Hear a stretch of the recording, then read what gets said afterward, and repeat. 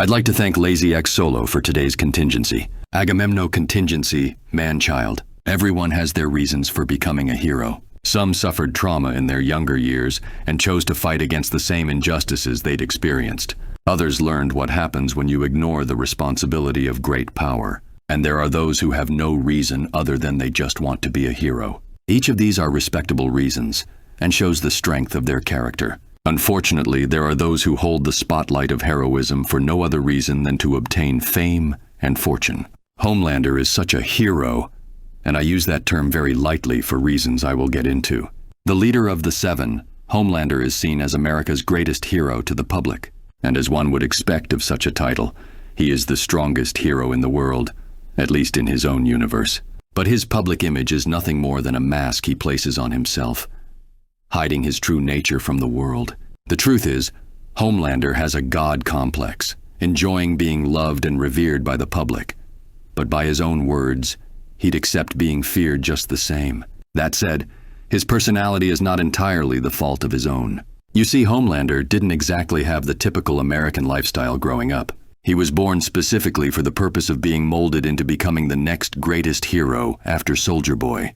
And during his upbringing, he'd suffer multiple forms of torturous tests to decipher the limits of his strength. Between this and the crippling isolation he's endured, it's no wonder he turned out the way he did. I'm not sure what it is with shady underground government operations doing everything humanly possible to ensure their creations turn on them, but I've encountered so many that I don't expect them to learn from their mistakes anytime soon. On some level, I can't help but feel sorry for him.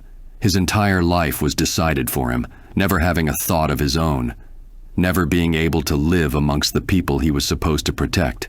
It's surprising, really, how different his life could have been if he were raised in a loving home, maybe on a farm somewhere. Unfortunately, the time where things could have been turned in the right direction has passed, and Homelander is in a constant state where almost anything could throw him off the deep end. If there is any saving grace, it's that I'm not using the comic book version. I'm not going to get into detail. Many of you likely already know.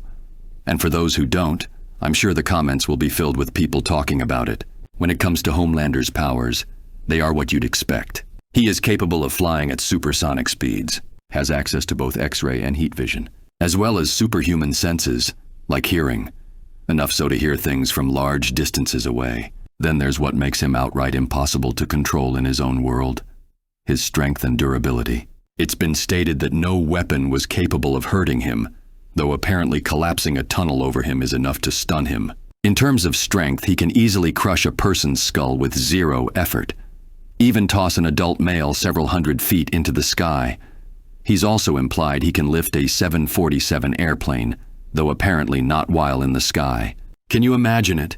Not being able to stop an airplane from crashing? In truth, I cannot deny that Homelander is indeed powerful when compared to the rest of his universe. But being the strongest of your own world does not mean much when you step outside of it. Strong as he is nowhere near as comparable to Superman, despite what some individuals might say. In truth, I think even Luthor would be more than a match for him, something I'm sure he'd be more than happy to prove. But I'd rather take Homelander on myself. Sure, I might not be as strong as he is, but I have something that would give me an edge. In his own world, superpowers come from an experimental drug known as Compound V. When injected, it can grant powers to an individual, though the results are random. In one case, the man known by Billy the Butcher used it to make himself strong enough to trade blows with Homelander. But using it as an adult comes with a high risk of mortality. And truth be told, I just don't trust it. Instead, I'll use something I obtained from an alternate version of myself. A super pill that grants incredible strength and durability. Anyone who consumes it could even give Superman a run for his money. To be honest, that would be all I'd need. You see, for all the power he has, Homelander is nothing more than a rookie. His experience in combat is almost non-existent, never needing to exert himself. And the first time where he'd found himself in a situation where he could lose, he ran away. I will ensure that this doesn't happen.